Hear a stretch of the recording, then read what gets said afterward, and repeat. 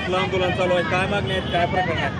आमच्या मागण्या आहेत त्या की 10 महिन्याच्या ऐवजी 12 महिने दिलं पाहिजे आणि ते करारनामा जे आहे 10 महिन्याचा ते रद्द झाला पाहिजे।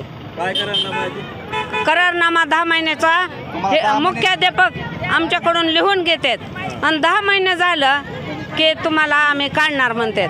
अहो 83 रुपये कुठं, त्या 83 रुपयावर सुद्धा 10 महिन्याचे आमच्याकडून काय पण लिहून घेतात। चालू आहे, काय मागण्या आहेत?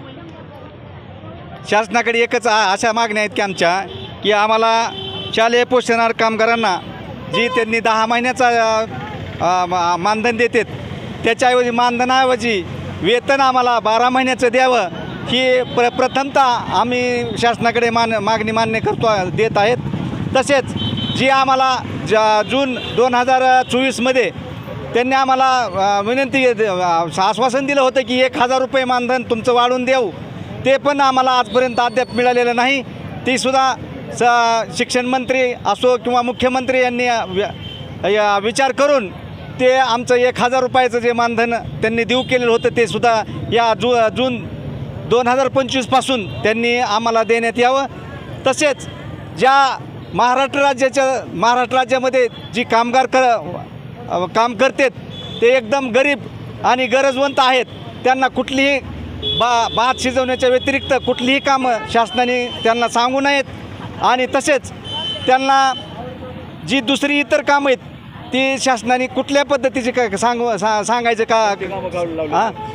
शाळेमध्ये आम्हाला भाताच्या ऐवजी आम्हाला झाडाची स्वच्छता करणे, परिसर स्वच्छ करणे, झाडातलं तण काढणे, टॉयलेट बाथरूम साफ करणे, इतर जो परिसर आहे शाळा परिसर तो स्वच्छ करणे, ही सगळी कामं आम्हाला प्रथमतः करायला सांगतात। ती कामं न करता आम्हाला फक्त शासनाने स्वच्छ आणि सुंदर असा भात करायला लावावा ही प्रथमतः शासनाकडे आमची विनंती आहे। तसेच ज्या तामिळनाडू राज्याच्या धर्तीवर जे मानधन आहे तेथील कामगारांना 18,000 रुपये मानधन आहे, त्या धर्तीवर मानधन महाराष्ट्र राज्याच्या कामगारांना मिळावं ही सगळं प्रथमतः त्यांना विनंती आहे आमची। आपली मागणी काय असणार मग शेवटी आमची एकच मागणी की आमच्या मानधनात प्रथमतः जी दिलेलं आश्वासन आहे त्यांनी ती शासनाने पूर्ण करावे आणि आम्हाला ज्या तामिळनाडू कर्नाटक राज्याच्या धर्तीवर आम्हाला 18,000 रुपये मानधन द्यावं, 10 महिन्याच्या ऐवजी 12 महिन्याचं वेतन त्यांना आम्हाला द्यावं आणि शिक्षण कायमस्वरूपी आम्हाला 12 महिन्याचं मानधन द्यावं आणि काय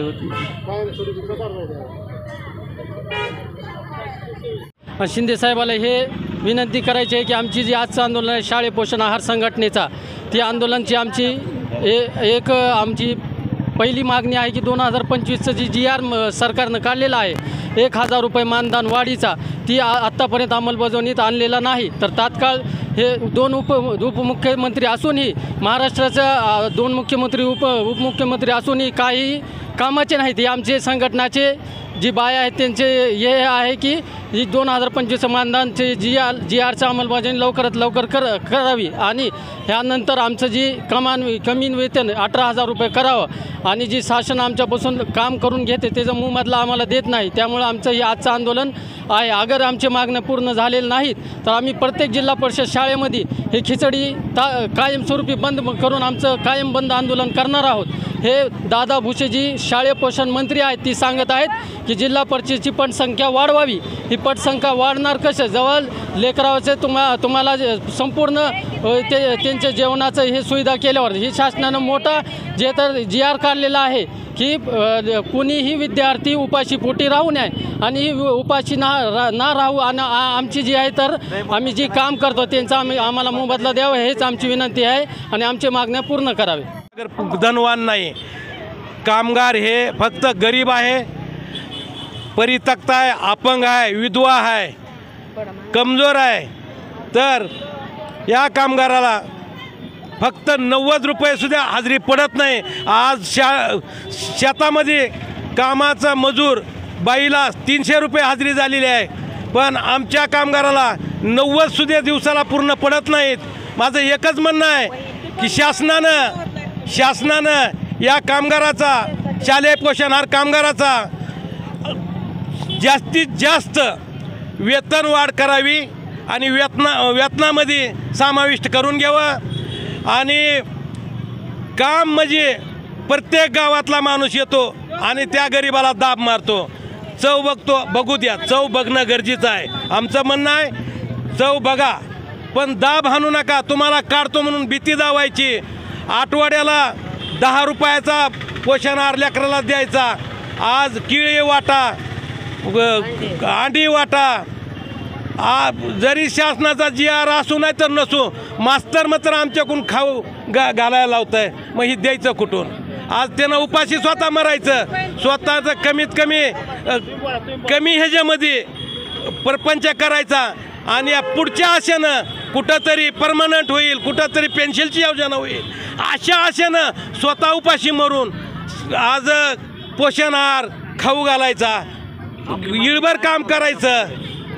आमची मागणी एवढंच आहे की शासनानं वेतनामध्ये जास्तीत जास्त वाढ करावी आणि वेळेच्या वेळेला बिलं कामगाराची काढावी। ह्यांच्यापाशी पैसा नाही, काय नाही, गरीब मजूर आहे म्हणून ही तुमच्यापाशी 90 रुपयावर काम करत आहे, दिवसाला 90 रुपये। याचा फक्त लाभ सरकारनं असा घेऊन ये, आम्हाला एवढंच सांगायचं आहे। आणि वेळेवर चांगदेव रामभाऊ चौधरी, मुक्काम पोस्ट डोराळा, तालुका कळंब, जिल्हा धाराशिव।